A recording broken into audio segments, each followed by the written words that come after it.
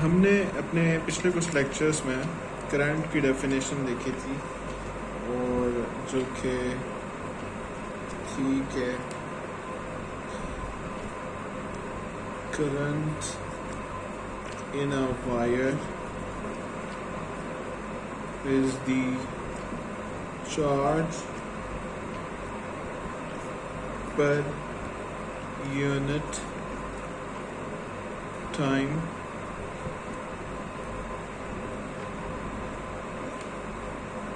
passing a given point. और हमने देखा था कि इसका जो यूनिट है वो 1 एम्पेयर है, जो कि 1 कूलॉम पर सेकंड के इक्वल था। अब इन केस कि हमारे पास ये जो चार्ज है,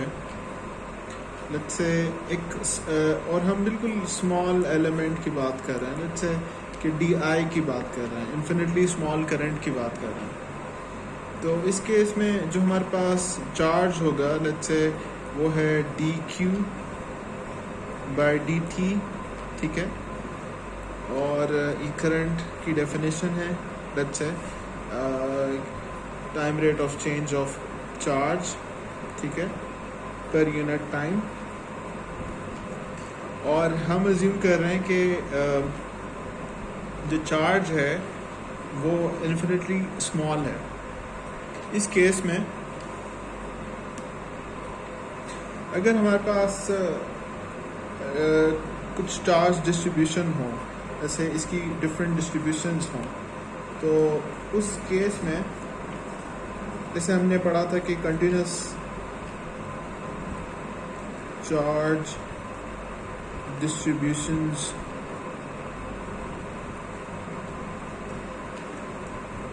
हो, तो 3 केसेस हमने देखे थे कि अगर जो चार्ज है, if charge is spread out along A line, यानी अगर एक लाइन के अक्रॉस जो है वो चार्ज कंटिन्यूसली स्प्रेड हो, ठीक है, with a charge per unit length lambda, तब dq जो है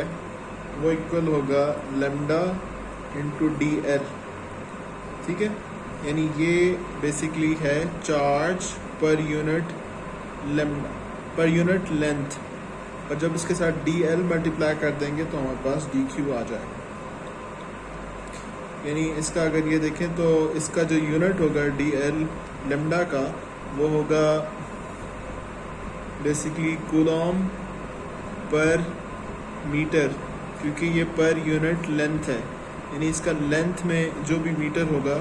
और ये dl बेसिकली मीटर में होगा, तो मीटर मीटर जो है वो कैंसिल हो जाएगा और जो हमारे पास चार्ज आ जाएगा वो कूलॉम में आ जाएगा, जो यूनिट है इसका। इसी तरीके से अब हमारे पास अगर जो चार्ज है वो if the charge is spread out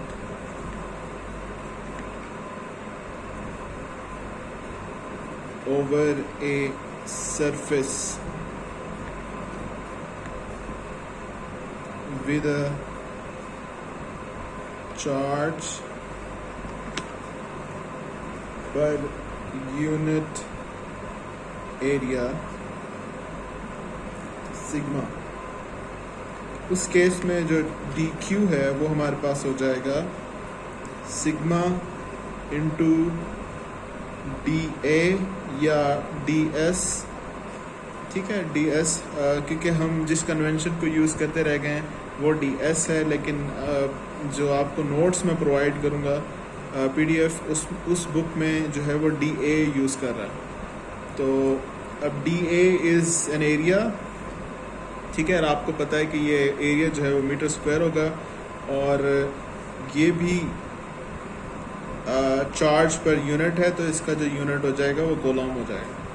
इसी तरीके से हमारे पास थर्ड केस में, इफ द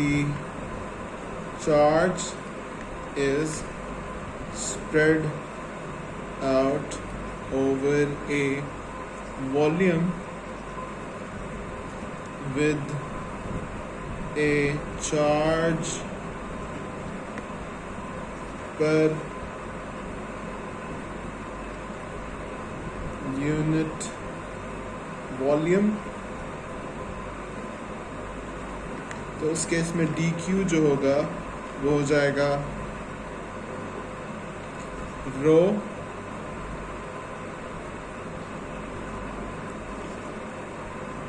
और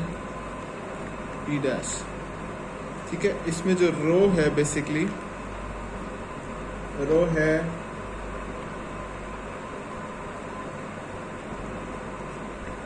इसमें जो रो जो है बेसिकली, तो मैं दोबारा लिख रहा हूँ, dq हमारे पास आ गया है रो डी टॉक है, ठीक है, और रो जो है यहाँ पे वो इंडिकेट कर रहा है चार्ज पर यूनिट वॉल्यूम को, और ये जो इंडिकेट कर रहा है बेसिकली डी वी, जैसे हम देखते थे, ये डी वॉल्यूम को इंडिकेट कर रहा है, यानी d of x, d of y, d of g, ये इसको इंडिकेट कर रहा है, ठीक है। तो अब चूँकि ये इसका यूनिट है चार्ज पर मीटर स्क्वायर लेट से, और ये भी मीटर स्क्वायर, तो ये आपस में कैंसिल होके हमारे पास जो डी क्यू बच जाएगा वो आ जाएगा कूलॉम के अंदर।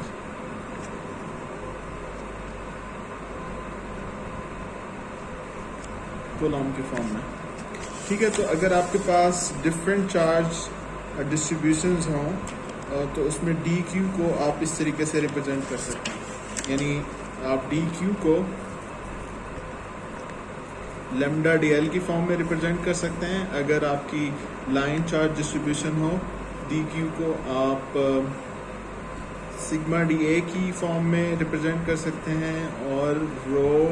डी टॉ की फॉर्म में भी रिप्रेजेंट कर सकते हैं। अगर लाइन चार्ज डिस्ट्रीब्यूशन है, सरफेस चार्ज डिस्ट्रीब्यूशन है, या वॉल्यूम चार्ज डिस्ट्रीब्यूशन है।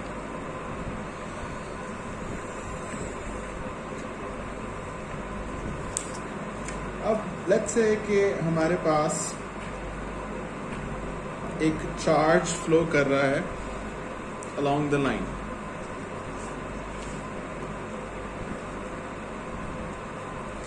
लेट्स से कि हमारे पास चार्ज फ्लो कर रहा है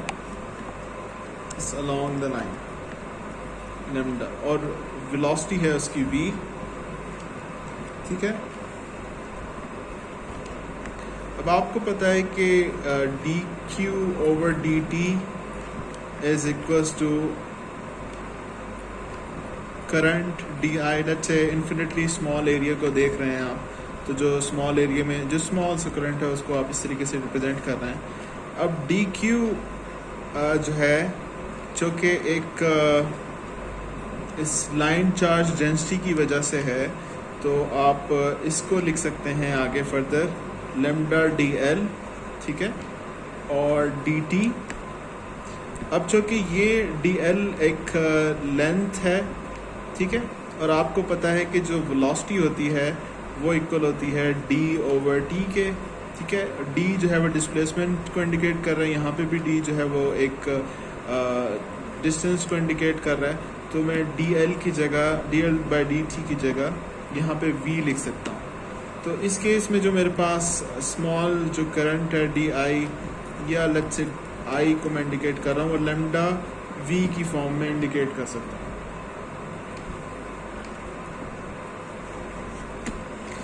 ठीक है।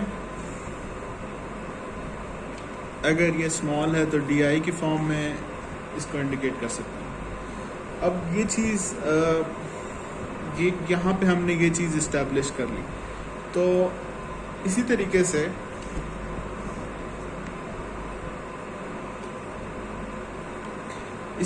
से अब अगर हम देखें तो हमारे पास बेसिकली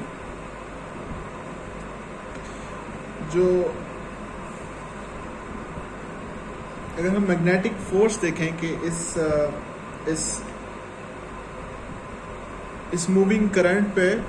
इस मूविंग चार्जेस पे जो मैग्नेटिक फोर्स होगी, एफ मैग्नेटिक जो है वो क्या होगी, magnetic force on a segment of current carrying wire, ये हमें बताया कि basically F magnetic is equals to, जो कि अब बेसिकली ये इन्फिनिटली स्मॉल है, ठीक है, डी क्यू है। तो अगर हमने टोटल लेना होता है, यानी आपको पता है कि एफ मैग्नेटिक जो है वो equal to q v cross B होता है, ठीक है। लेकिन अगर आप जब टोटल अगर आपके पास ये इन्फिनिटली स्मॉल होगा डी क्यू, क्योंकि यहाँ पे जो चार्ज डेंसिटी है वो डी क्यू की फॉर्म में है, तो उसके लिए आप अगर क्यू लेना होगा तो आपको टोटल को इंटीग्रेट करना होगा, ठीक है। तो यहाँ पे मैं इंटीग्रेशन की फॉर्म में यहाँ पे लिख रहा हूँ, तो ये आ जाएगा v cross B into d q, ठीक है। जो भी लाइन इस सेगमेंट में करंट कैरिंग जो सेगमेंट है उस पे जो मैग्नेटिक फोर्स होगी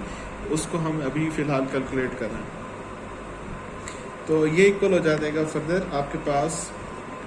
V क्रॉस B, और अभी हमने देखा है कि जो डी क्यू है वो इक्वल होता है लेमडा डी एल के, तो ये हो जाएगा लेमडा डी एल के इक्वल हो जाएगा, ठीक है। और इसको फर्दर, क्योंकि लेमडा एक कांस्टेंट है, इसको हम इसके साथ मल्टीप्लाई करते हैं अगर लेमडा वी, तो ये हो जाएगा lambda v into b cross d l, ठीक है। और ये आपने देखा था lambda v is equals to I के करंट के या डी आई के, तो हम इसको लिख लेते हैं I cross b is equals to d l. अब चूंकि ये डी एल जो करंट, ये डी एल और आई दोनों एक सेम डायरेक्शन में हैं, तो मैं अगर इसको further F magnetic is equals to, इसकी जगह क्योंकि डायरेक्शन सेम है मैं इसको इस तरीके से लिख सकता हूँ बी आई की फॉर्म में, ठीक है। और चूँकि आई कांस्टेंट है करंट, तो इसको मैं लिख सकता हूँ d l cross B I की फॉर्म में, ठीक है। तो ये आपके पास रिजल्टेंट जो मैग्नेटिक फील्ड होगी एक सेगमेंट पे वो इसके इक्वल होगी, डी एल क्रॉस बी के इक्वल होगी। इसी तरीके से अगर हम फर्दर ये देखें कि हमारे पास एक लेट्स से कि एक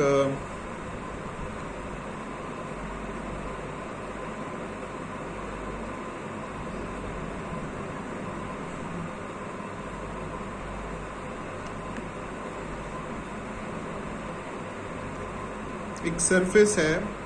और उस पे इस तरीके से करंट जो है वो फ्लो कर रहा है, ठीक है।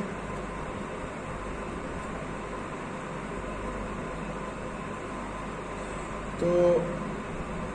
अब हमारे पास जो चार्ज, तो जब चार्ज एक, ठीक है, जब चार्ज जो है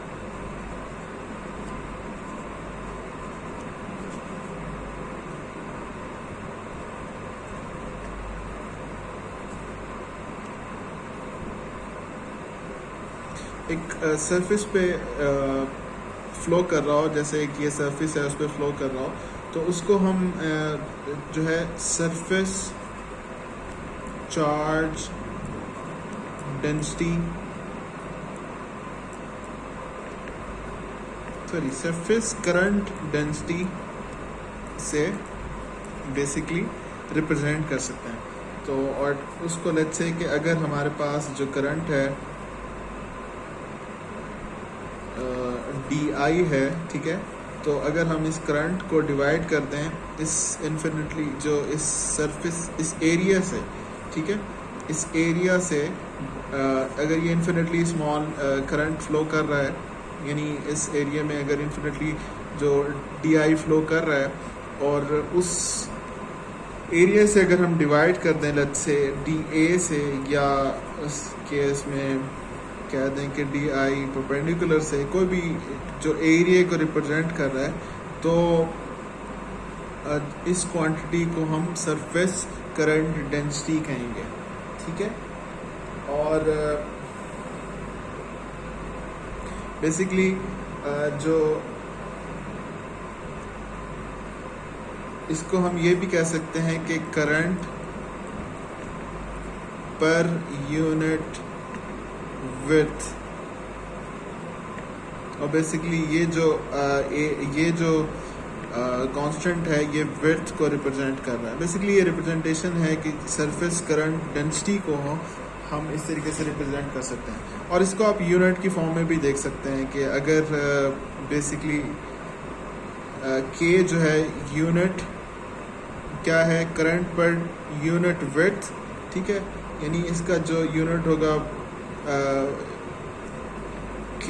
पर मीटर स्क्वायर की फॉर्म में होगा, और जब अगर आप यानी एम्पेयर पर मीटर स्क्वायर की फॉर्म में होगा, तो जब आप इसको मीटर स्क्वायर से मल्टीप्लाई करेंगे तो आपके पास जो एम्पेयर है वो आ जाएगा, ठीक है। इसी तरीके से हमें पता है कि जो DI है फर्दर वो इक्वल है DQ ओवर DT के, ठीक है। और हमने देखा था कि अगर सरफेस चार्ज डेंसिटी है तो हमारे पास एक क्वांटिटी होती है रो D, जो चार्ज है वो फर्दर इक्वल होता है हमारे पास रो DA के, ठीक है।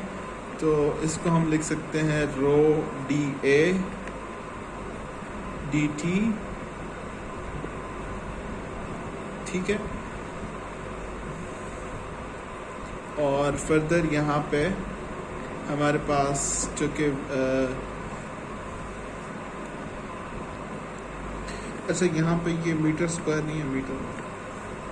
अच्छा अब ये बेसिकली एरिया है, और आपको पता है कि DA विड्थ इनटू लेंथ होता है, ठीक है। तो इसमें अब आपके पास बेसिकली सिग्मा हो जाएगा फर्दर लेट्स से DA, यहाँ पे जो DI विड्थ इनटू जो लेंथ है लेट्स से उसको मैं D कह रहा हूँ, और DT के इक्वल हो जाएगा फर्दर,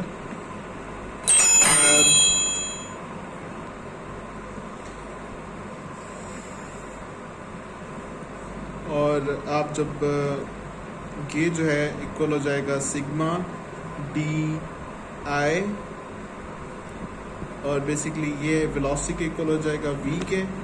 DI को जब आप डिवाइड कर देंगे इसके साथ V सिग्मा के साथ, तो ये आपके पास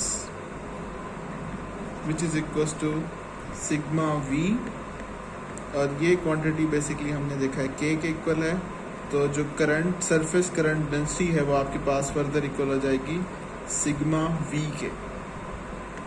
ठीक है, सिग्मा V के इक्वल हो जाएगी। तो अब हम इसको फर्दर यूज़ करते हैं कि हमारे पास जो मैग्नेटिक फोर्स है F magnetic which is equals to V cross B DQ के। अब DQ हमने देखा था, इस केस में हमारे पास हो जाएगा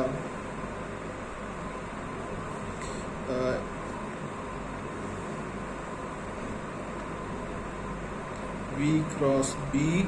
हो जाएगा हमारे पास सिग्मा डी ए के इक्वल, ठीक है। और यहाँ पे जो सिग्मा है वो अगर मल्टीप्लाई हो जाए v के साथ और ये b हो जाएगा और ये a हो जाएगा, तो ये इक्वल हो जाएगा, अभी हमने देखा है k के इक्वल,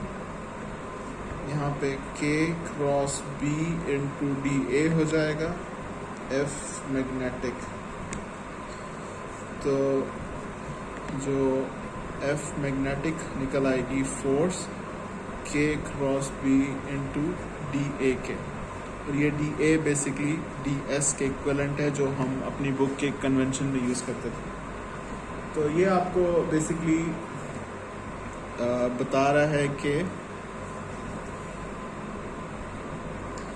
जो मैग्नेटिक फोर्स है ऑन दी सरफेस करंट,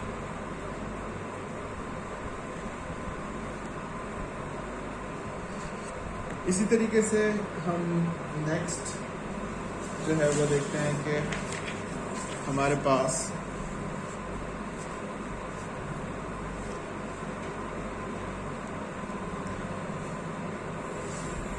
अगर जो फ्लो ऑफ चार्ज है, फ्लो ऑफ करंट है,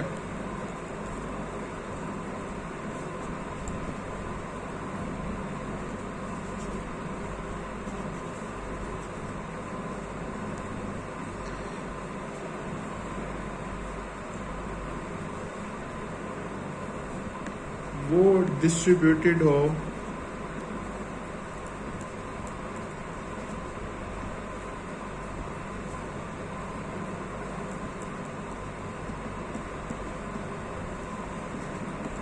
अगर एक 3D रीजन पे डिस्ट्रीब्यूटेड हो, यानी फॉर एग्जांपल अगर हम इसको इस तरीके से देख लें,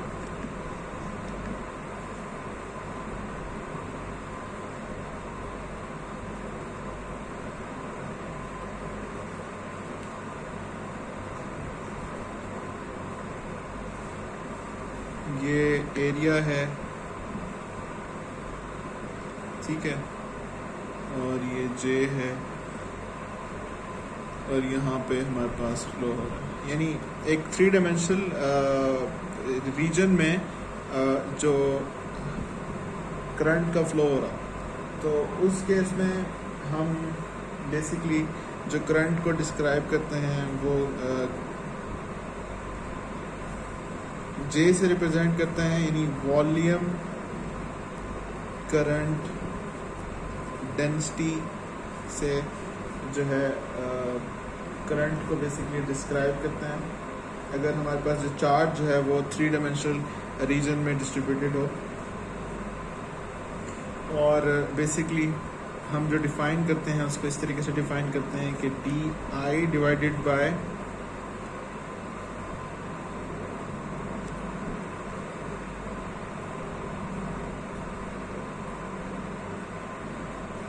और D I divided bye in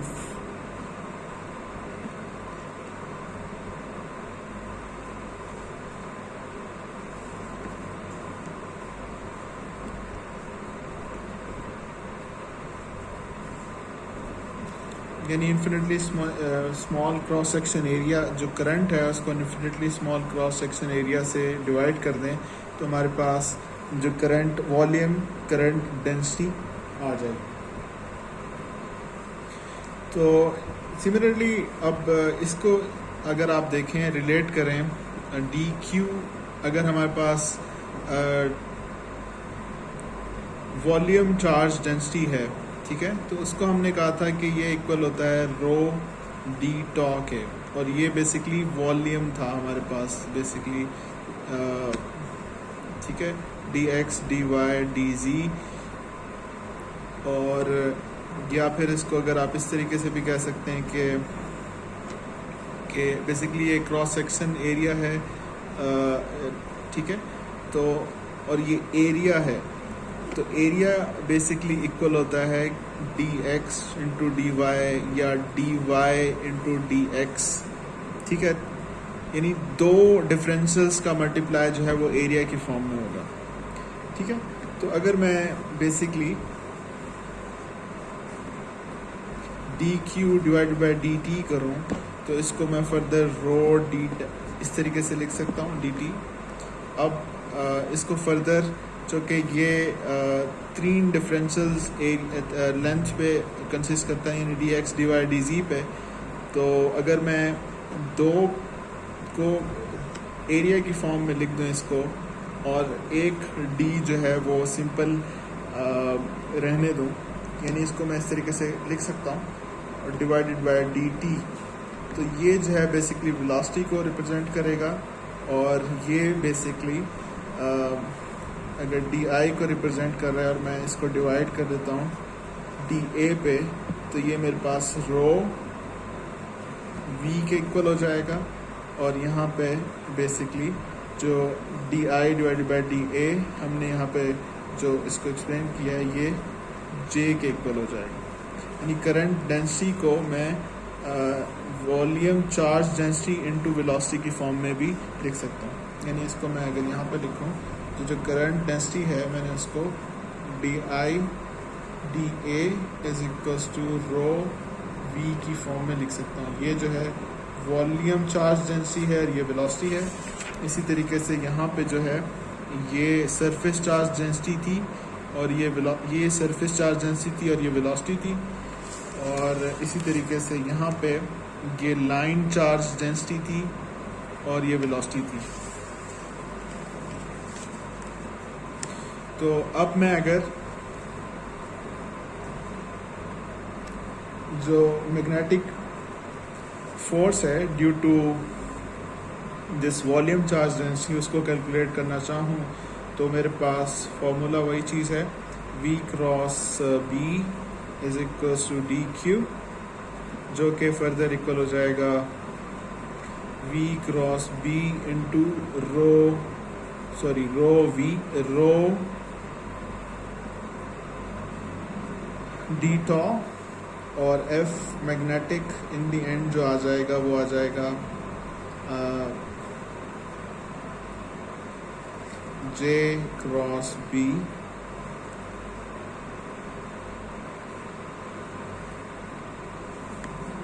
into d toe.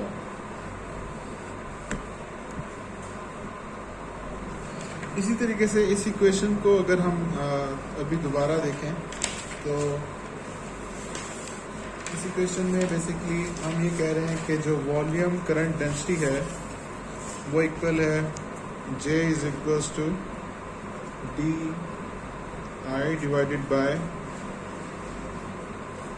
D A cross sectional area. ठीक है, और अगर मैं इसको फर्दर J डी आई कर दूं तो ये डी आई के इक्वल हो जाएगा।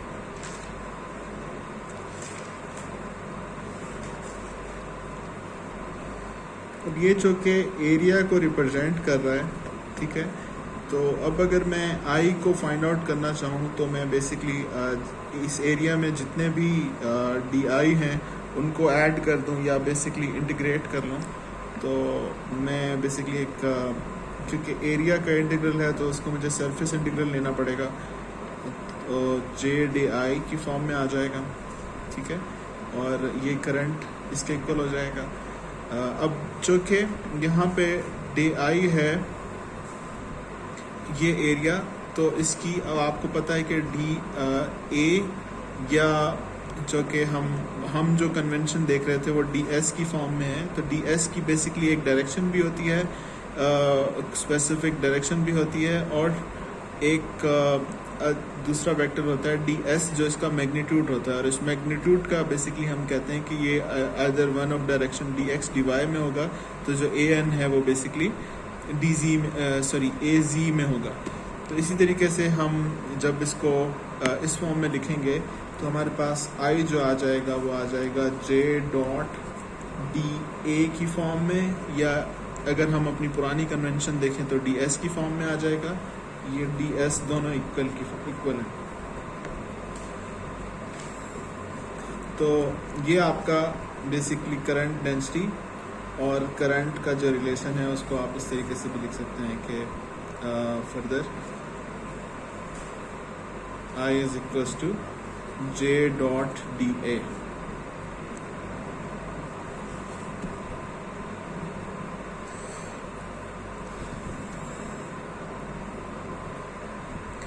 इसी तरीके से अगर आप इसको बेसिकली क्लोज फॉर्म, जो सरफेस इंटीग्रल है वो एक क्लोज फॉर्म में ले लें, जे डॉट डी ए या जे डॉट डी एस, ठीक है, जे डॉट डी एस, तो उसको आप बेसिकली डाइवर्जेंस थ्योरम अगर अप्लाई करें तो आप इसको इस तरीके से लिख सकते हैं कि del dot J into d v v, और अगर आप जो नोट्स हैं पीडीएफ उसकी कन्वेंशन फॉलो करें तो ये डी जे के इक्वल हो जाएगा, यानी ये डी जे के इक्वल हो जाएगा, डी टॉक के इक्वल हो जाएगा। तो अगर आप इसको फर्दर यहाँ पे लेकर आए, डेल डॉट डी जे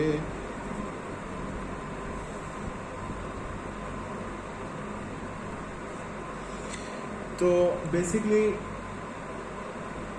अगर एक जगह पे करंट फ्लो कर रहा है, ठीक है, आपने एक फंडामेंटल हमने थ्योरम पढ़ा था कि जो चार्ज है वो कंजर्व्ड रहते हैं,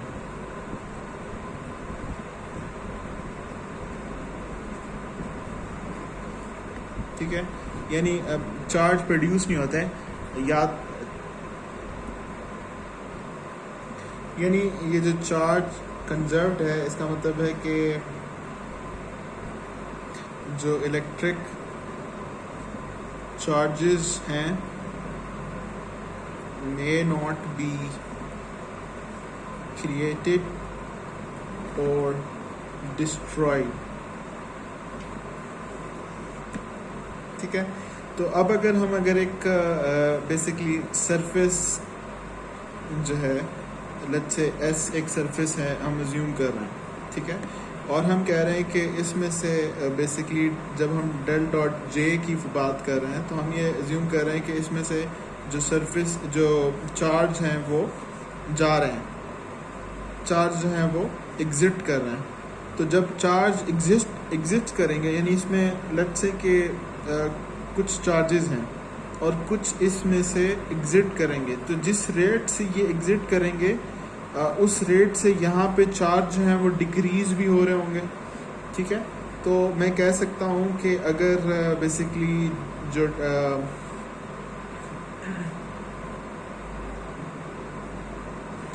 जो हमारे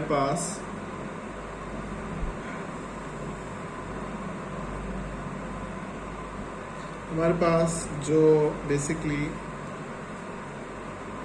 जे डॉट डी ए है, ठीक है,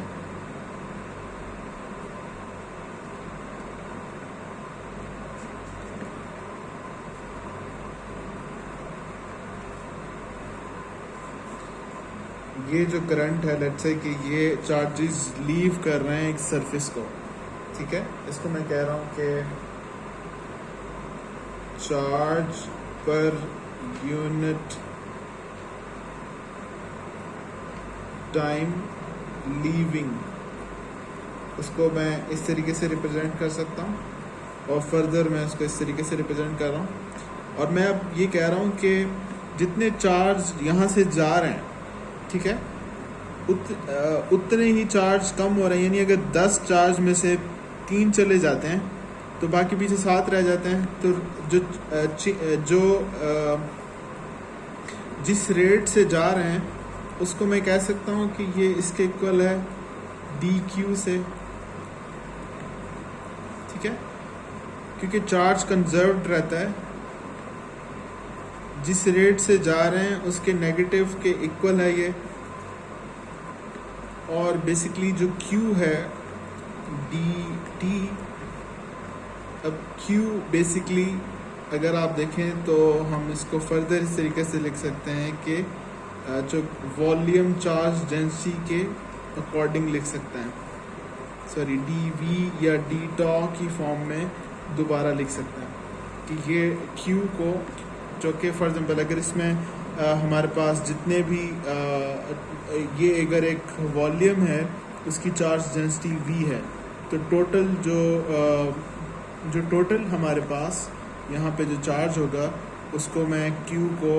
अगर एक वॉल्यूम इंटीग्रल लूँगा dV पे तो मेरे पास टोटल चार्ज आ जाएगा। तो मैं इस Q को फर्दर इसकी फॉर्म में भी लिख सकता हूँ।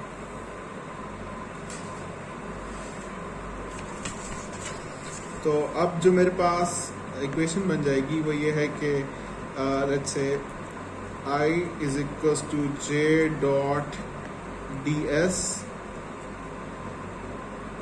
ठीक है, क्लोज फॉर्म में उसको हमने कहा है कि ये फर्दर इक्वल है हमारे पास del dot J d tau equal V। उसको मैं कह रहा हूँ कि चूँकि मेरा चार्ज कंजर्व्ड रहता है, यानी अगर एक सरफेस पे इस पे जितना भी चार्ज एग्जिट कर रहा है, ठीक है, यानी मैं कह रहा हूँ कि if A net current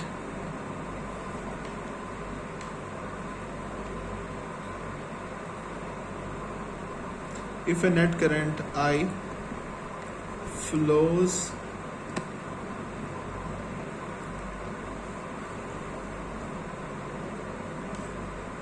across the surface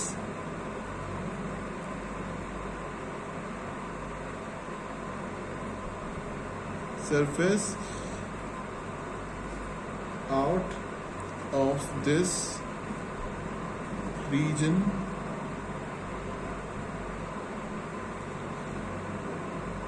the charge in the volume must decrease at a rate that equals the current.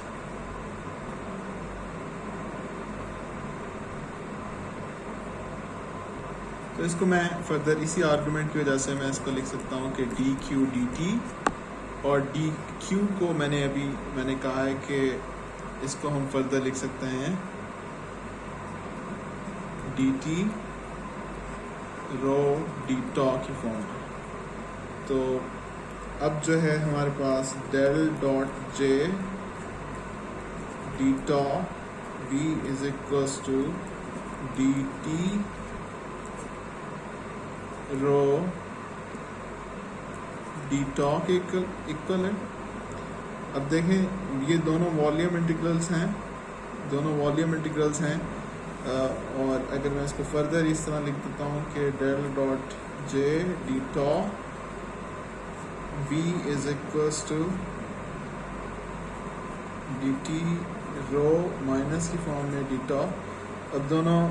Volume integrals हैं, दोनों इक्वल हैं, तो इसका मतलब है कि इंटीग्रांड भी दोनों इक्वल होंगे। Del dot J is equals to minus d rho d t के इक्वल हो जाएगा, ठीक है। और ये हमारी इक्वेशन ऑफ कंटिन्यूटी है।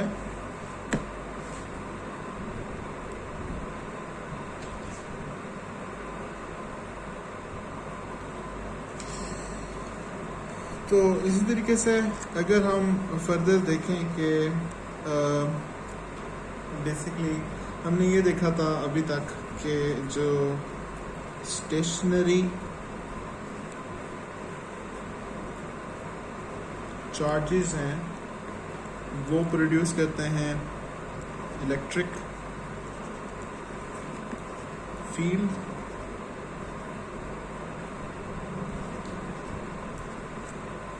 ठीक है। जो और ये जो इलेक्ट्रिक फील्ड्स हैं ये होती हैं कांस्टेंट इन टाइम। तो इसी वजह से हम जो स्टेशनरी चार्जेस की वजह से इलेक्ट्रिक फील्ड हमने स्टडी की थी उसको हम कह रहे थे कि ये इलेक्ट्रोस्टैटिक है। और इसी तरीके से हमने बेसिकली अभी फर्दर देखेंगे भी, और जो के स्टडी करंट्स जो है बेसिकली वो प्रोड्यूस करते हैं मैग्नेटिक फील्ड, वो भी कांस्टेंट इन टाइम होती हैं, इसीलिए इसको हम मैग्नेटोस्टैटिक कहते हैं। और इसमें जो बेसिकली स्टेडी करंट है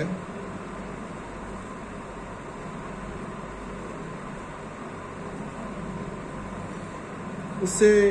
हम ये ज्यूम कर रहे हैं कि continuous flow that has been